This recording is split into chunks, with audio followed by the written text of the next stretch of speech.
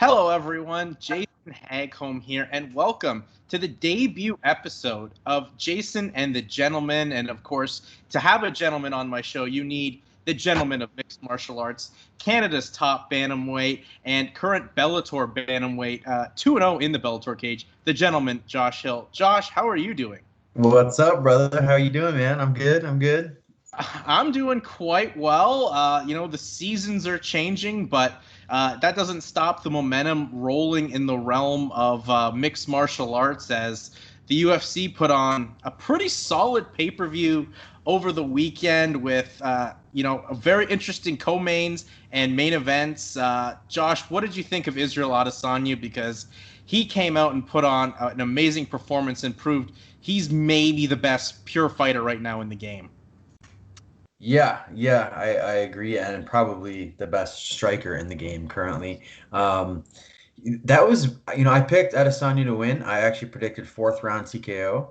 So I was close, end up in the third, but I thought, Costa would come out a lot more aggressive than he did. I think he was just a little bit hesitant, and he was just trying to, wait for that perfect opportunity to pounce, and it just never came. And Adesanya just didn't let it happen. And then the longer the fight went on, the more he just picked him apart and chopped that calf kick, which I love seeing. And and yeah, I think he just got kind of like overwhelmed, and he's like, okay, this guy's not giving me anything, and just eventually, the TKO came, and it was beautiful, man, beautiful performance. Yeah, 359 of the second round, and really, a lot of people were expecting this one to be a fight of the year candidate. I mean, Dana White himself said this had potential to be fight of the year, but Adesanya shut him down. And I mean, Adesanya's coming off what was a disappointing performance earlier in the year against Yoel Romero, but then he just comes out and puts on that performance, and everyone remembers just how great he is. But while the performance was great, what did you think of his antics post-fight with the dry humping afterwards and whatever? I mean, I don't think it's that big a deal. I mean, when you guys are in the cage, I mean, you know better. The emotion's running and you're not maybe thinking so much. I didn't think it was the worst thing, but he's also such an important character to the sport right now as well, too. Yeah, man, I wasn't a fan of that shit afterwards, dude. I mean, I understand that there's bad. I didn't even think it was bad blood. I think it was all just, kind of fabricated, trying to sell the Mm-hmm. fight a bit more, of course. But yeah, the antics afterwards to do that, if that was my fighter, man, and somebody did that, I'd probably hop in the cage and go after him, to be honest, just because, like, you won, you finished him, you shut him up, you humbled him.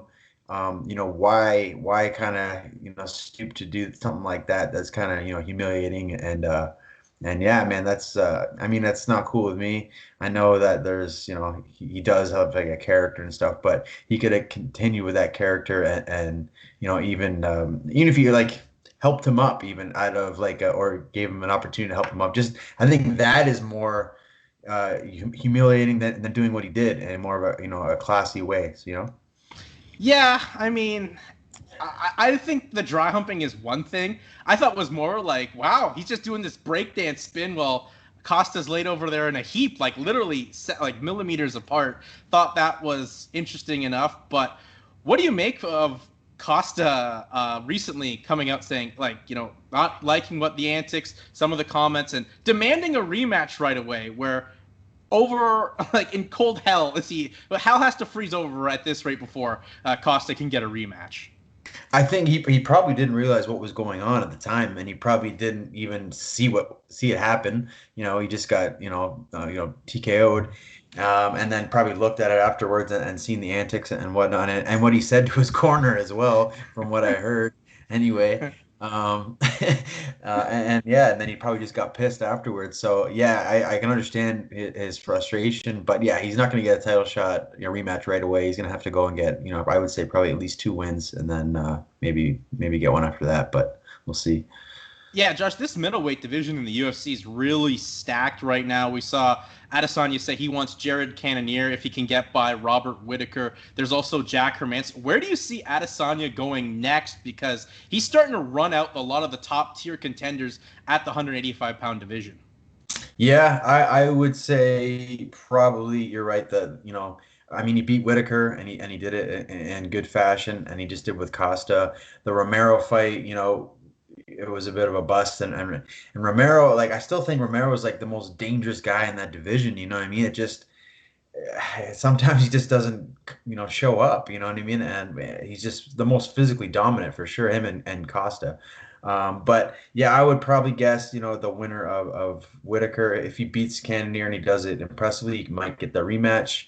And if Cannonier wins, obviously he'll get the shot. Is there anyone in particular you'd like to see fight Adesanya next, Josh? I'm trying to think of like somebody that would be, is a super good wrestler that that could just kind of Khabib him and walk through that striking and be able to hunt him down and track him down the cage. That Hermanson has very good grappling, but I don't think, he'd be able to get a hold of Adesanya and keep him down on the mat. And I think Adesanya would, get through that first round and then start picking him apart as the fight went on. But I'd like to see probably Cannonier if I had to pick one. Well, I mean, you would think Cannonier is definitely next. I've already seen people saying Khamzat Chimaev in the running, or Oh, yeah. people marketing him because he's got that. He trains with Khabib. He's got that, or not doesn't train with Khabib, but he has that Dagestani Chechen wrestling style. He just mauls people. People are feeling he could already fight him. I still say maybe a fight away because he's really got to fight a top tier contender. And while he's demolished UFC level competition, if he can get a Stephen Wonderboy Thompson or even the Damian Maias they were talking about and get through them in the same fashion, I would definitely consider him in the next running for maybe a title shot. But you don't want to kill your prospects too early if something bad were to happen. Yeah, and he fights. Does he fight at 70 or 85? He's been fighting The at both. At both. Okay. Well, I was gonna say like, if he's just fighting at 70, then it would make no sense just to throw him up in 85. But yeah, I mean that is definitely a guy that has a lot of eyes on him. But I think you're right. I think he needs to beat a much more well-known, higher level opponent first, and if he does it with impressive fashion, especially he can definitely kind of swoop in there. Before I move on to the co-main event of UFC 253 this past weekend, as we're talking about Khamzat Chimaev, are you surprised he's not in the rankings yet? What rankings, bro? It doesn't mean shit. Like I don't even look at them. To be honest, they put numbers beside them, and it doesn't mean anything. You know that. Well, for sure. I mean, obviously that is some topics, but I mean, it is surprising that someone that's got this much momentum wouldn't even just have a number beside them. But I agree. They're fictitious and they don't mean anything, especially when we've seen many times the 6 guys fighting for the title. So how did he leapfrog 5 people to get a shot at the title? So what have you? But yeah. That was the main event. Izzy Adesanya proving right now he's one of the top, if not has the chance to be one of the greatest MMA fighters of all time with that dominant performance, especially if he keeps them up. But the co-main event was a little more interesting for it to me going in, Josh. I mean, Dominic Reyes, a lot of people felt was the uncrowned champion at light heavyweight, feeling he had beaten John Jones back in February, whereas Jan Blachowicz, this is a guy that at one point was 2-4 in the UFC, maybe on the doorstep of getting cut, and then went on an 8-1 win streak, and now has become the UFC Light Heavyweight, the second Polish champion in UFC history. Polish power, Josh, it's real. Yeah, man. I was another person that I picked Dominic Reyes to win. I think they kind of yeah, I personally, looking back at that fight again with him and John Jones, I scored it 3-2 for Reyes.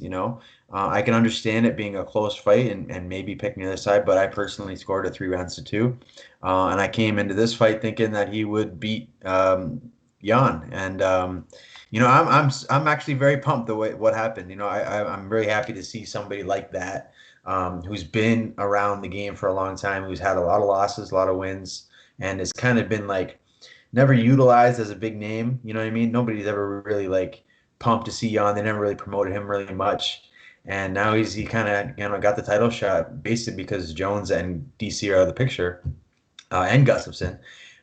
So now he's making bank now, man, and I'm happy to see somebody like that get the crack and actually get the win. That's amazing.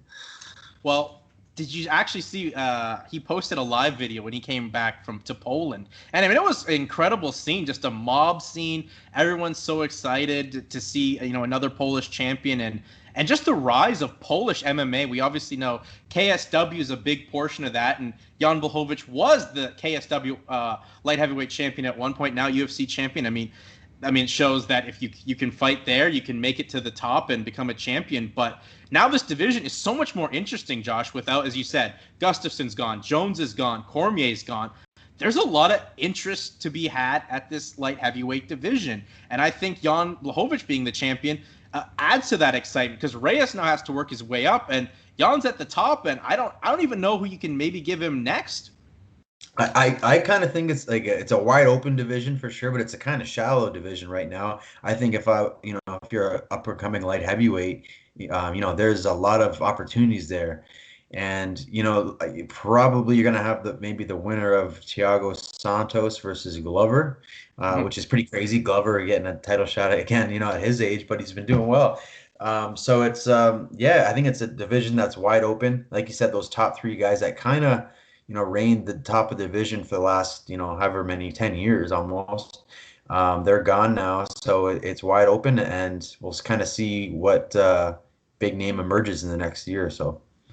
Yeah, I think that division's one that's needed to maybe develop the talent, and they get that right now. I mean, the odds are this title maybe flip-flops just because of how those light heavyweights hit, and you don't have... Jan is a powerful guy.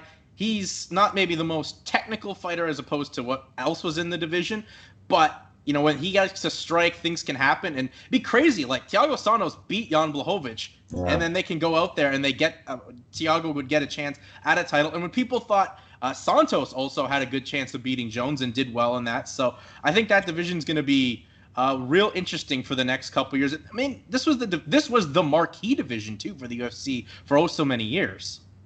Yeah, I remember when I was a young kid watching this. This was the division, man. You had Liddell and Tito and Rampage and Couture and all the old school cats, and that was the spot to be. But then over the years, it kind of faded a bit, and then you had the Jones come up and just dominate him and DC, and then now it's kind of, I think, again kind of dropped back off as far as not being very stacked as far as big names and talent. I think you have like a lot of older guys in that division, like Glover and Shogun and even Jan. It's a division that needs some improvement, and it's wide open right now, I think. Is Jan Blachowicz being the light heavyweight champion maybe the most feel-good story in MMA this year? Yeah, probably. I would say so. And it's definitely up there. I mean, there's not a whole lot of good in 2020. Yeah. So that's, like I said, that's awesome to see somebody like that's been through the grind up and down, and experienced, the wins and losses, and finally, capitalizing on opportunity. Yeah, I think, this year's sucked for the majority of people. But, this sport continued to roll on. They found their ways. And I think it's great to see someone like Jan, just a working class guy that fought his way through, didn't really have to play the politics or anything like that, got the opportunity and made the most of it, especially when people, as you picked Reyes, I picked Reyes as well. A lot of people were doubting him, and you know what? We totally forgot about his skill, and now he's reigning the top at 205. So happy for Jan. And for Reyes, I mean, he's got to work his way back, but because the division's so open now, he can get there super quick with one big impressive win. Yeah. It must suck for him because he fought Jones, and in a lot of people's eyes, people thought he won and he should be the champion, and then now getting another shot at it, and then getting finished in the next opportunity, it sucks. So like you said, though, I think he's still young in his career as well, so he could put together 2 wins and probably get another crack at that title. Yeah, he's definitely gonna, as we said, the division's so open, things can happen. But what else did you like on the show, Josh? I don't know how much you saw of UFC 253, but all in all, I thought it was an interesting night of fights, especially Flyweight. It's the division that's really come back, that Brandon Royval Kaikara France fight. I mean, I'm biased. I'm a bantamweight, close to a flyweight, but like, I love the little guys, man. I love watching them. I think they're so technical, so fast. With the heavyweights, light heavyweights, the bigger guys, they have the more power, the more weight behind their shots, and when they hit, they can, better chance of finishes. But with the flyweights, man, it's like a Tasmanian Devil dust storm. You know what I mean? It's just nonstop action and yeah, I love watching that. That fight was amazing. The kid got dropped. I think it was like twice. And as the guy comes in, gets a spinning elbow, and then wobbles him, and then ends up getting the finish later. But yeah, that was an amazing fight. I think in the awards you have comeback, normally goes to a fighter. I think comeback of the year for 2020 has to be the flyweight division. And I'm not just talking just in the UFC. Obviously, Figueiredo being the champion now is, a new era in that division. But this is a division that was almost nearly eradicated in the UFC. But you look at, like, as you said, Figueiredo, Brandon Royval's putting on exciting fights for them. Just this week, Brave had the start of their flyweight tournament where Sean Santello and Jose Shorty Torres were at a draw, so they'll fight again. But this division's really making people forget how good it is from nearly being wiped off the face of the earth.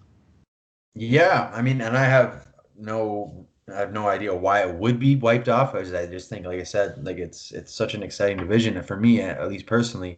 But I also think because you had such a dominant reigning champion for so long and DJ, and not his fault. He's that good. You know what I mean? That guy is an amazing fighter, probably if not the best, one of the top pound for pounds to ever do it. So I think that kind of hindered the division a little bit in the sense because it was so dominant by one person the whole time. But yeah, there's a lot of talent there with Figueroa as a champion now. You still have Benavidez. I know. I feel for my boy Joe because he just, it's so many opportunities to get that title. He just comes this close. And then now you got Cody, another friend of mine, dropping down, fighting Figueroa. So that should be pretty interesting. And then the two guys that you mentioned that had the fight on this past weekend. There's lots of guys in that division, man, and it's I'm happy to see it kind of flourishing again. Yeah, for sure. I mean, there's a guy that was a flyweight in the UFC that's now the bantamweight champion in Bellator, or fighting for the Bellator bantamweight championship next in young Pettis. So I mean, those guys are talented fighters, and I'm happy to see this division finally getting some eyes on it because they brought the thunder and some of the best fights of 2020. And definitely, I think we can both agree that first round between Royval and Kai Kara France easily round of the year for 2020. Yeah, I agree for sure. It's definitely the most memorable of what I can think of. Yeah, definitely a video game style. And I mean, that was pretty much all we can really talk about this show. I mean, on the Canadian side of things, Hakeem Dawodu started the show off. He got a split decision win, his third split decision victory in the UFC. But it was a fight that didn't go the way he wanted, but it wasn't his fault. I mean, opponent missed weight by 4 pounds and didn't really seemed like he wanted to fight. And, as a fighter, Josh, I got to ask you, because it seemed like Dawodu's opponent, Zubaira Tahuov, it seemed like he was willing to just miss weight so he could put the pounds back on and be a little heavier. I mean, there's got to be more punishment than just like a couple percent, like 30% of your purse, which is what Adesanya was talking about to Dana White, that we got to have heavier fines for weight missing. Yeah, and I agree with Adesanya on that. You know what I mean? Like you said, there's a lot of guys that are willing to just give up, 20 or 30% of their purse to be able to have that big advantage to put on that, massive size after weigh-in. So I think it should be a lot more. I think it should be like at least 50%. Make it actually hurt. I mean, like if I losing half my money, I'm not missing weight. I mean, I've never missed weight ever, but there should be some bigger reprimand for that. You know what I mean? Because there is an advantage, especially when you're putting on that kind of size in the cage. And that's a whole other topic about weight cuts. It's crazy, and guys are definitely doing too much. I wish there was a perfect solution for it, but right now there isn't. But we'll see what happens in the future with that. But yeah, 100% guys should get taxed more for missing weight, man. Yeah, especially with how Tahuov was just like, well, I'm just gonna miss the weight. That's fine, whatever. Like not really respecting his opponent enough to make the weight. Which, I mean, that's to, like, as a fighter, I assume if someone doesn't make weight for you, that's the most ultimate sign of disrespect. Yeah, and also it's even worse in the regional circuits in the lower level because they're not getting paid a whole lot anyway, right? So for the guy to miss weight and lose 20% of his purse and loses out on $400. You know what I mean? It's not the end of the world, and he'd rather lose that and be able to put the size back on. When it's a huge purse, then it's going to hurt a lot more, of course. But you don't see, miss weights at the highest level. Usually, sometimes, but not often. Has anyone really missed weight badly that you fought? No, and you know what? To be honest, now just thinking about it, I've had 23 fights, and I don't think I've missed weight or an opponent's missed weight yet. Wow. Like, hey, you know what? Everyone Yeah. respects you when they get in there. They got to make sure they're right at that 135-pound limit Yeah. when they fight I you. don't think I had one fight that was at 140, just because it was a short notice fight. The guy took it last minute, but that was it. I don't think I've ever had anybody miss weight, so I've been pretty lucky. Yeah, definitely. I mean, you just hear the like that story. Two guys missed weight at 145 on that show by 4 pounds. Like, I Yeah. mean, that's just insane. If you're missing weight by 4 pounds, time to move up to 155. Yeah, or just they didn't give a shit. You know what I mean? Yeah. When you can tell when somebody misses weight by 0.5, a pound, even just over a pound, it might have been a calculation problem. It might have been like, he just missed it. He thought his body just stopped sweating all of a sudden. But when you're up by 4 or 5 pounds, that's an indication of like you didn't even try. Yeah, exactly. But that was pretty much an eventful pay-per-view. I mean, Dana White said it was trending in some really big numbers. I guess we'll wait and see. I haven't seen much numbers yet, but another pay-per-view done, and then moving on for next month's UFC 254. So we shall see. But I mean, there's obviously tons of fights. I mean, they're still on Fight Island, and you like Fight Island, Josh? Yeah, I like it, man. I mean, it's pretty cool. I really don't care where they're doing it. I'm just in there. I'm looking at the cage, and it doesn't really matter. But yeah, it seems like it's a pretty cool setup, and I like the whole island vibe to it. Yeah, I mean, the only thing a lot of people were upset with, like, oh, why are they not fighting on the beach? It's like, I don't know if you've seen some of these outdoor shows where people are Yeah, just like being cooked on the canvas, and UFC would never really do it. They have their way they like to produce things, and that's where it they will would be. be cool though. Like, I remember. Do you remember? Sorry, I cut you off. Remember Bodog Oh, when yeah. Bodog did it? Yeah. But like I can understand like not having it open because the sun would just it would be like, the canvas would be like on fire. But like having a big type of like circus tent type thing maybe outside on the beach, that'd be pretty cool. I think. You know what I mean? Well, maybe the one way to get every fight on the feet is have it outside in the sun because no one wants to go on their back. I think Nobody's Bellator grabbing there. I think Bellator did something like that early in the years where they were at like a racetrack and every fight was like on the feet because no one wanted to be put on their back at all and be cooked Yeah. like some scrambled eggs. Yeah, I could imagine, man. I've seen some of those shows, and they're directly in the heat. Yeah, for sure. Well, that was the UFC. And then moving on, Josh, I mean, your promotion, Bellator, this week, starting this Thursday, they make the jump to CBS Sports Network. And as someone that fights for Bellator, I mean, Paul Daly's in the main event for their second show in Milan, Italy. Next week, Thursday, they're making their debut in Paris, France. I mean, Bellator Yeah. making lots of strides in Europe, especially getting to be the first real major show in France. But are you excited about this new network, Josh? Because finally, Bellator is on a full sports network. Yeah, I'm excited about it. That's pretty cool. I think that's awesome. I think it'll be a bigger platform for them, for me as well. And yeah, I mean, for the years they've been on Paramount and like the Zone. I don't really know a whole lot about the Zone. I've never got it. I just never was really, did that whole service type thing.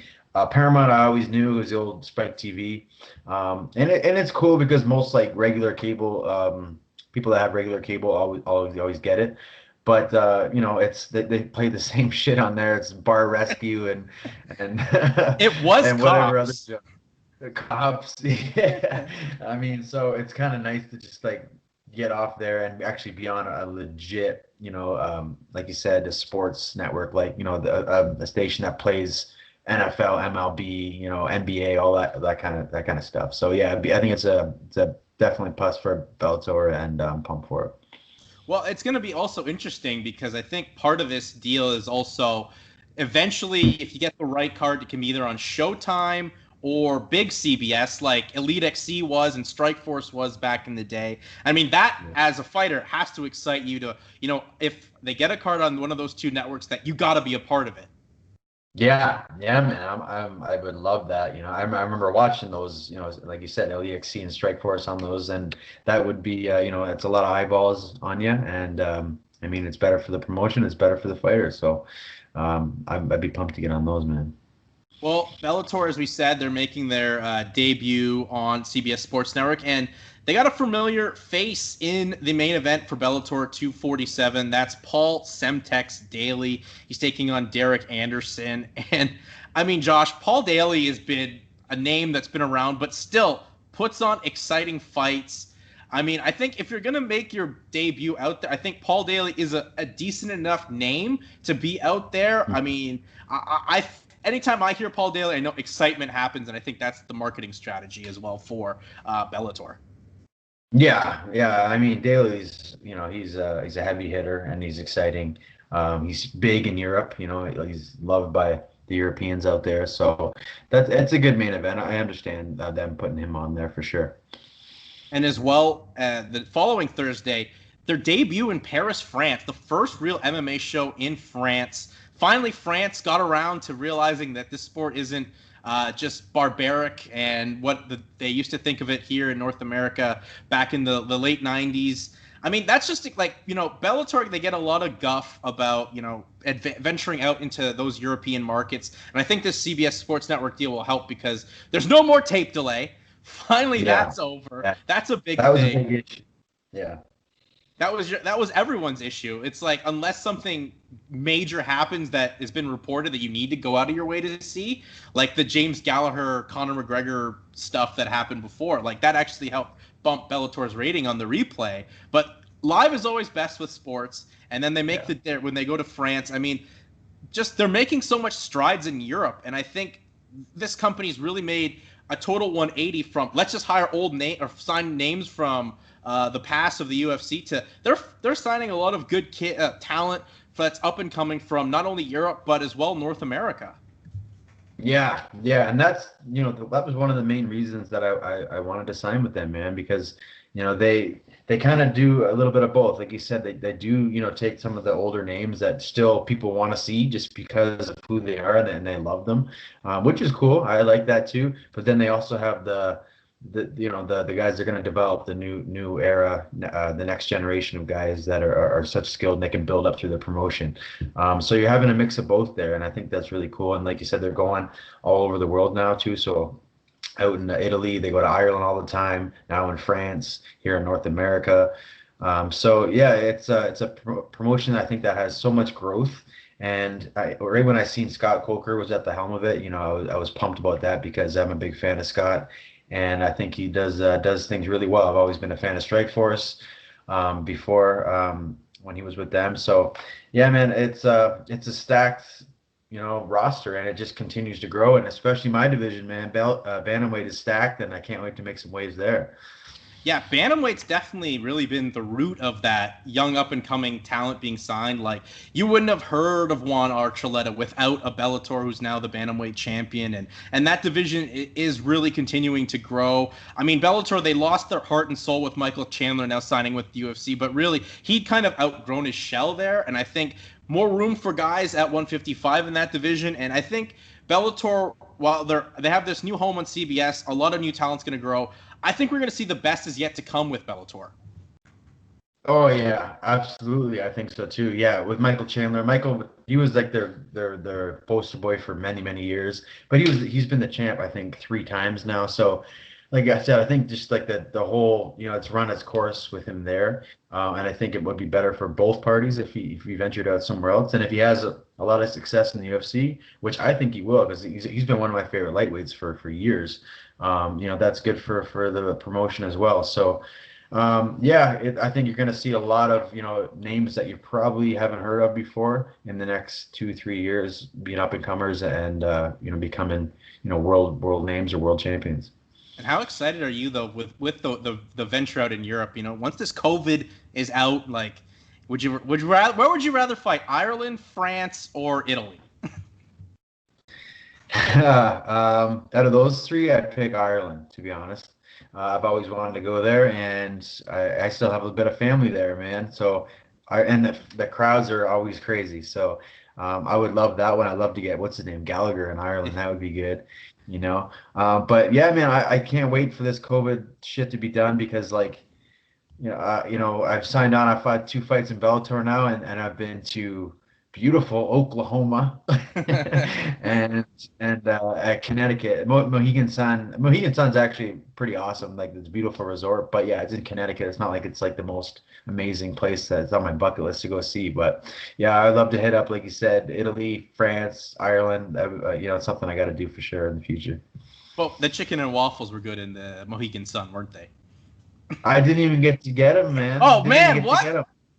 Yeah, dude. We're all dying for them. I know the store closed at 10. By the time I got out of there after the fight, it was already closed up, and then I was gone at 5 a.m. for my flight in the morning before they opened. So I missed out.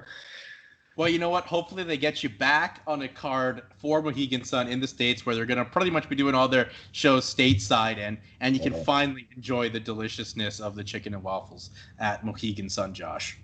Yeah, it will happen. It'll happen soon. Yeah.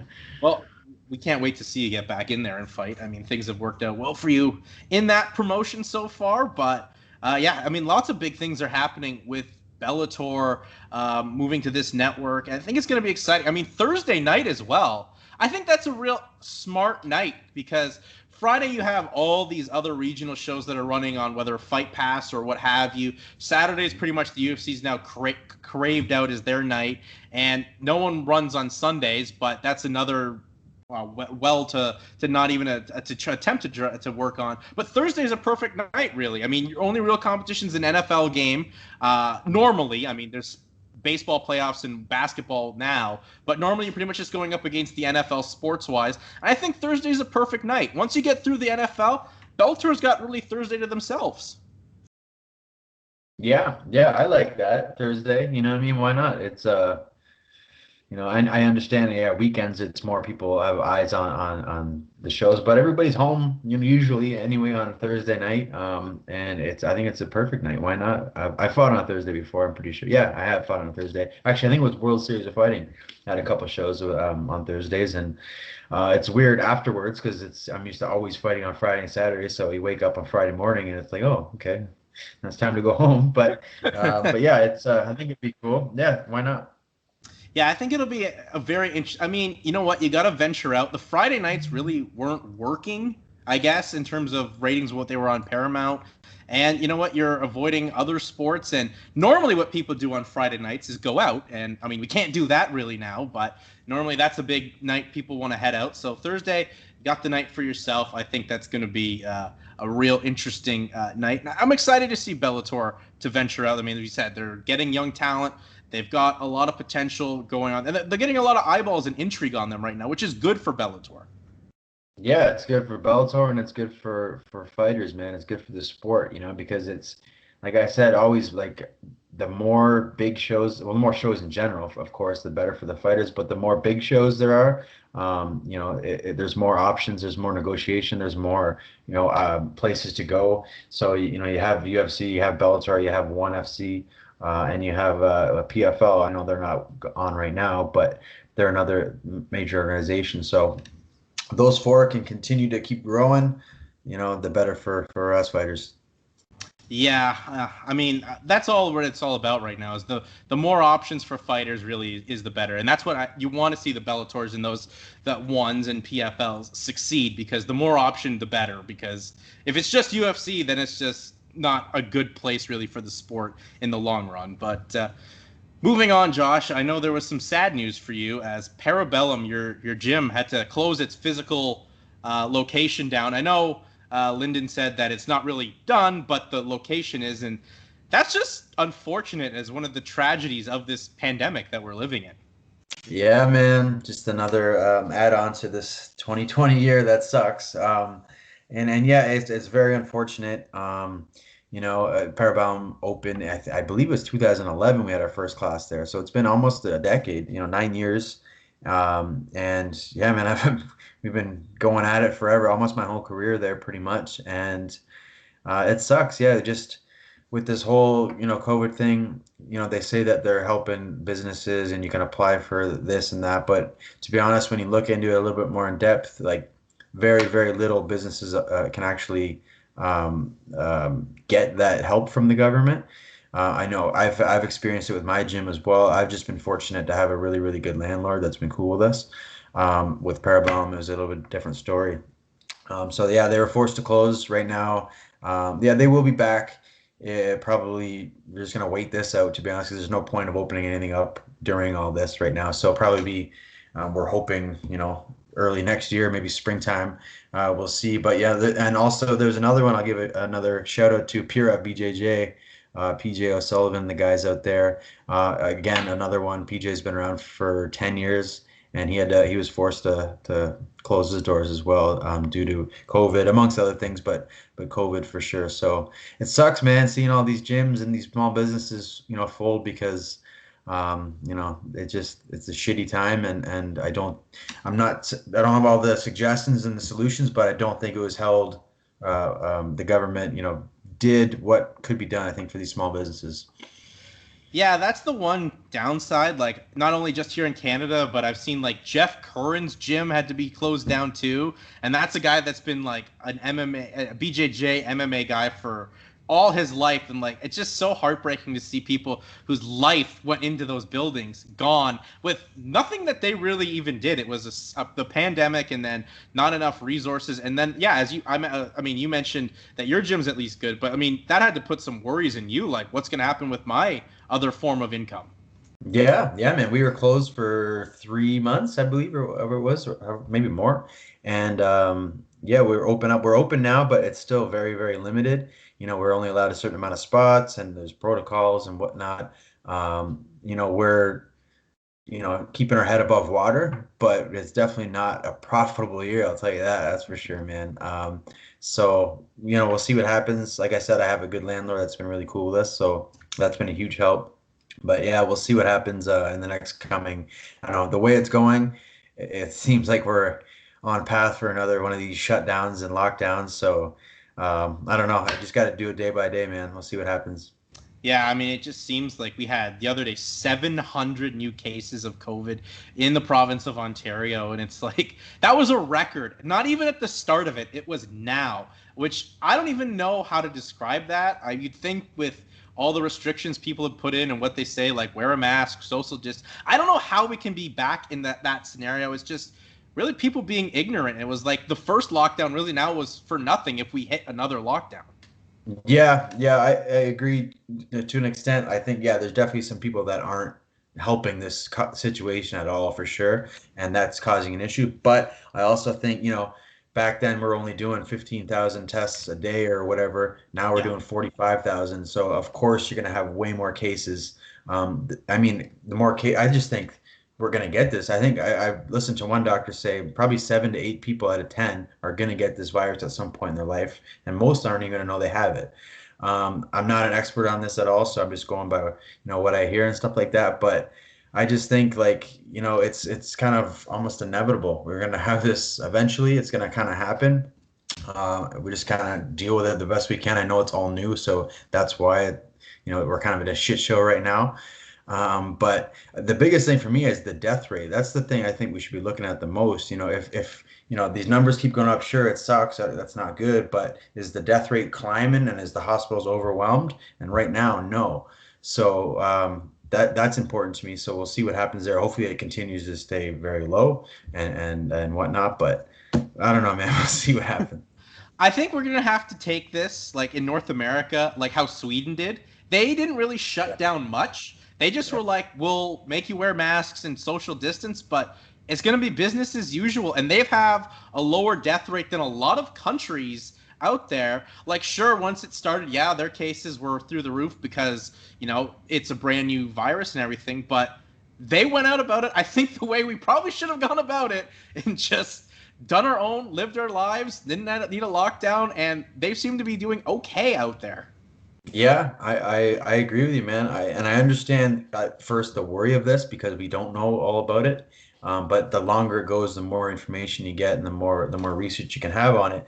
And it seems like, that is kind of paying off for them. You know what I mean? It's, not all these people, businesses are failing, and depression rates are going up, and overdoses are going up, and suicides are going up, and divorces are going up, and all these types of things.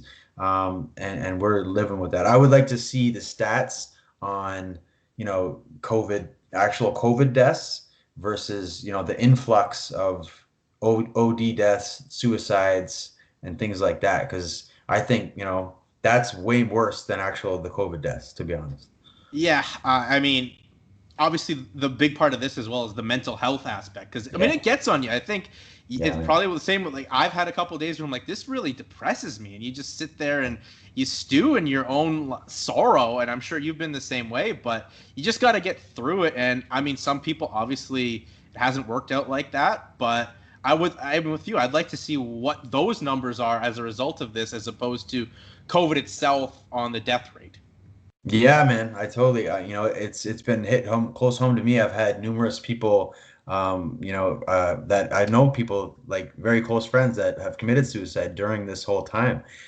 So it's and other people that are struggling with mental health too, and even people that are, don't really struggle that much from mental health issues are becoming very, very depressed or angry, or anxious and whatnot. So I can only imagine people that actually have pre-existing mental health issues. It's really hitting home for them. So, yeah, man, like I said, I don't have all the solutions, but I think I would like Sweden's way better than ours. Yeah, those Swedes, they're always ahead of the curve, whether it's COVID regulations or, a furniture store named IKEA. So who knows? Maybe we got to follow that way. And then, lastly, Josh, not really MMA related here, but Road Warrior Animal passed away this Oh, past week. And I mean, really out of the blue, he just pretty much turned 60 years old. Uh, Arguably part of the greatest tag team of all time. And what are your memories of Road Warrior Animal and the Road Warriors as a whole? oh man, see, another 2020, man. Yeah. 2020. Yeah, I seen that. And I'm like, no, at first I just seen the headliner, and I thought it was something about Hawk. I'm like, oh, it's like something going on. And then I looked, and it was Animal. I was like, oh man, really? But they were my favorite tag team for a long time, since I was a little kid.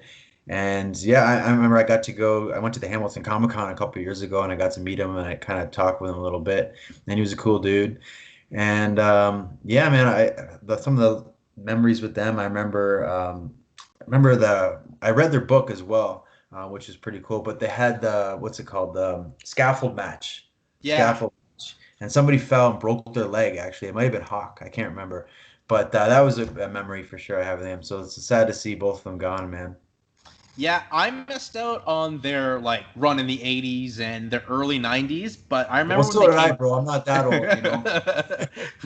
Well, didn't mean to put it to you that way, but I remember when they came back to the WWF in like the late 90s, and I had the action figures. So this was like the first time I'd ever seen like an action figure come to life or anything like that. So, I mean, you got to experience the Road Warriors. I mean, the shoulder pads, just brutal style of matches, and honestly, Oh, like a tag team that really redefined professional wrestling. And when you say, like, the word greatest is thrown out a lot in sports, they are literally the greatest tag team of all time. And really sad that they are both gone, Road Warriors Hawk and Road Warrior Animal now. But rest in peace to Road Warrior Animal. Just another tragedy, another guy gone way too soon. But yeah, another part of our childhood is well gone. I mean, that seems like a lot of things from this year, from our childhood, are just passing away, and it makes gone, me man. feel old. I know, man. It sucks. So I'm hoping, let's just get through the rest of this year without any craziness, hopefully, and maybe next year will bring us more positive, outcomes instead of all these tragedies and whatnot. But yeah, it sucks, man. I mean, I know, everybody's gonna go at some point, but yeah, he's only 60 years old too, right? So all these wrestlers dying so young, so I'm sure that's attributed to, like, the lifestyle, man. Those guys back in the 80s, 70s, 80s, and 90s, all just like, rode hard, you know what I mean? And they're on the road 300 days a year, all the damage they did to bodies, the drugs that they're taking, the alcohol, it's just hard on you, you know what I mean? Yeah, especially I know he was big into powerlifting even before he got into pro wrestling. Yeah. So, and we know how the powerlifters were back in the 80s and stuff, just straight up shooting the steroids. And so you definitely know that probably had a figure on it, but still, I mean, that's when they were comic book characters come to life, and just a real sad thing to see. Well, Josh, it's been fun talking with you for the first episode of Jason and the Gentleman. We'll be back next Tuesday to recap all the goings on with UFC this upcoming weekend, and Bellator, and anything else that suits our little hearts to chat about. So Josh, before I let you go, plug your social media, and we'll get out of here and prepare for this for next Tuesday. Yeah, man, that was fun, dude. I'm looking forward to many more of these, and we can shoot the shit all day, man. Yeah. So, Gentleman J Hill. You can follow me there on Twitter and Instagram. And that's pretty much it. I can't wait for the next one, and we'll keep pumping them on, man. Yeah, we will. We'll try to entertain ourselves as we head to the end of this horrible year and towards hopefully a better and brighter horizon into 2021. But Josh, thanks again, man, and we'll chat next week for what should be another exciting week of MMA action. Cheers, brother.